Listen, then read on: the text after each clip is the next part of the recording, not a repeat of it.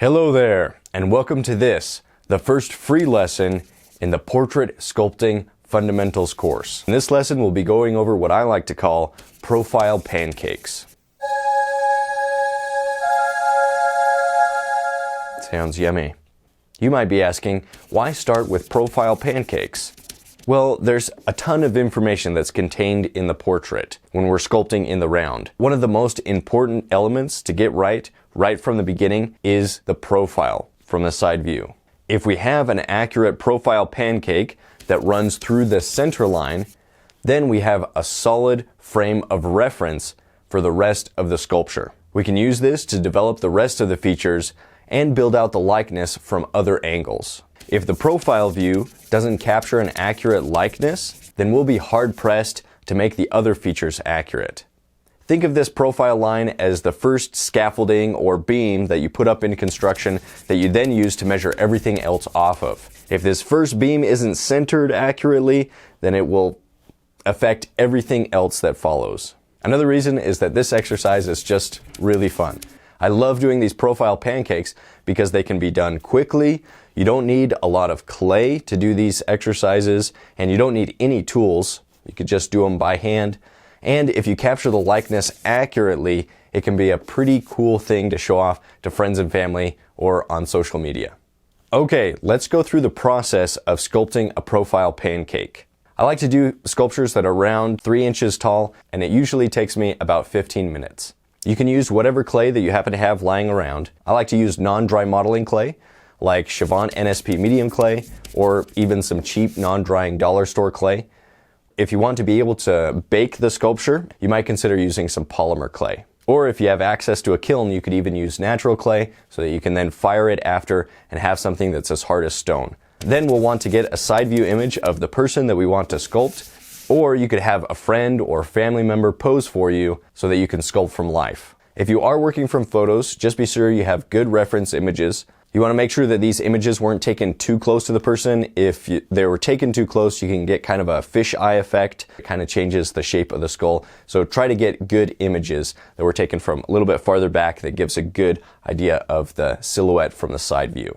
To start, I like to sculpt a long, thin, rectangular piece of clay that will represent the neck and that will continue on into the head. An easy way to check proportions and accuracy is to close one eye and then hold your sculpture directly up to your reference, and then you can align it. You can move it, up and down, forward and back to really align it with the reference, and that way you can get some instant visual feedback on if you're capturing the proportions, the size of the head, the shape of the head, and the shape of the features. You can do this whether you're sculpting from life. You can hold it directly up to the model, or you can hold it up to a screen where the image is and just check yourself. And we're going to be doing this often throughout this sculpt.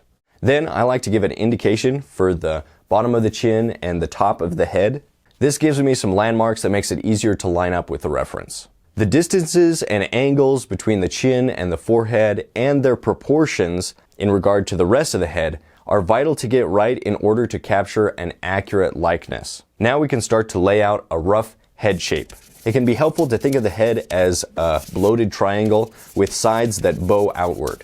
Or you can go for more blocky head shape that gives an indication of the front plane of the face, the bottom of the chin, the top of the head, and the back of the head. Once we have this simplified head shape, we can then start to add features with little tiny pieces of clay. I like to start with a transition from the brow to the nose, and then add on the chin, then check to make sure that they're located in the right area. If these or any other transitions are off, you can make adjustments before moving on. I like to then work around the sculpture. You might put pieces of clay to indicate the hairline or the transition from the forehead to the top of the head, and then add in the features like the nose and mound of the mouth. Remember to check for accuracy often by aligning the sculpture with the reference. When checking the sculpture, make sure that the profile pancake isn't leaning too far forward or back, as this will cause distortion. It should be perpendicular to the line of sight that you're using when you're observing the reference. Try to think of the face in terms of straight lines instead of curves. I find that straight lines tend to be easier to capture accurately. You can take tiny pieces of clay and roll them between your thumb and forefinger and then add them onto the sculpture along the silhouette, and then you might need to move them around to accurately capture the angles from your reference. You can hold it to the side of your reference and really try to get the right feel for the face and features. Once the silhouette is in place, you can go in with tiny pieces of clay and add things like the angle of the jaw, the ear, the eye socket, though I like to try to leave these things loose and not get too detailed. You could even turn the sculpture around and capture the features there too, so that you have a sculpture that then looks like it's been squished from the sides.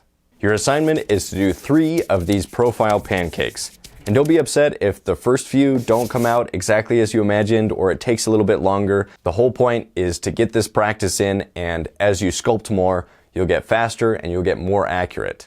It takes time and practice to master anything, so go grab some clay and do the assignment for yourself. You can upload your images over at Proko.com, and that's where you can get feedback from myself and the Proko community. You don't need to be a premium member, but it does help us out if you get the full premium course over at Proko.com. You can also share these to social media by using the hashtag #ProfilePancake. In the premium course, I'll have some additional demos that I'll walk you through step by step as I do the assignment. If you like this video, I think you know how it works. And then maybe leave a comment.